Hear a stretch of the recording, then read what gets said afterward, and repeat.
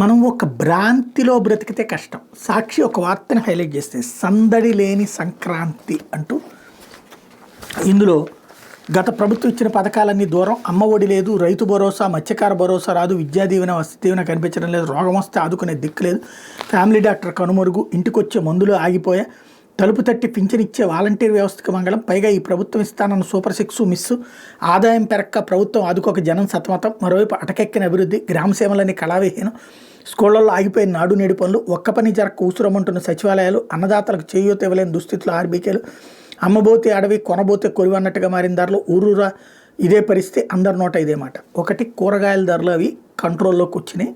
Even tomato లాంటిది 4 రూపాయలు 5 రూపాయలకి రైతుల దగ్గర నుంచి కొంటున్నారని చెప్పి పక్కన గొడవ నడుస్తుంది. కాబట్టి ఆ ధరల పెరుగుదల అన్నది అబద్ధం. అమ్మ ఒడి లేదు, రైతు భరోసా, మత్స్యకార భరోసా లేదు, అయ్యి ఉంటే సంక్రాంతి పండుగ చేసుకోరంటారు అనుకోవడం మరింత అమాయకత్వం. విద్యా దీవెన, వసతి దీవెనకి సంక్రాంతికి ఏంటి సంబంధం? అది పచ్చి అబద్ధం.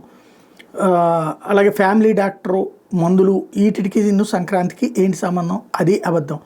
పింఛన్ లేకపోతే వాలంటీర్ లేకపోతే పింఛన్ రావట్లేదా? వస్తుంది, కాబట్టి అది అబద్ధం. సూపర్ సిక్స్ మిస్ అయింది, అందులో 1-2 అమలు చేశారు, మిగతా చేయాల్సి ఉంది, అంత మాత్రాన జనం పండగ చేసుకోరనుకోవడం అమాయకత్వం. ఆదాయం పెరక్క ప్రభుత్వం ఆదుకోక జనం సతమతం, దీంతో వచ్చేస్తుంది అనుకుంటే భ్రమ. ఓన్లీ ఒక్క ఆస్పెక్ట్ కరెక్ట్. ప్రజలు పండగ రోజున ఎంత పెట్టి కొనాలి అనేటటువంటిది వాళ్ళ చేతిలో ఉన్న డబ్బులు బట్టి చూసుకుంటారు.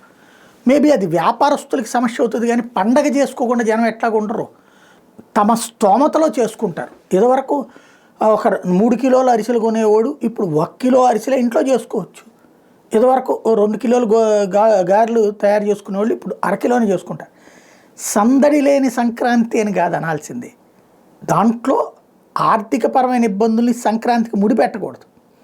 రైతుకైతే కనుక జగన్ హయాంలో కంటే ఇప్పుడు బెటర్ కదా. రైతు అప్పట్లో ఇప్పుడు బియ్యం ఇచ్చేస్తే, ధాన్యం ఇచ్చేస్తే ఎన్ని రోజులు డబ్బులు ఇచ్చారు? 2 నెలలు 3 నెలలు. ఇప్పుడు 24 గంటల్లో డబ్బులు వస్తున్నాయి కదా. ఆ రూట్లో చూస్తే జగన్తో పోల్చుకుంటే ఇప్పుడు బెటరే కదా.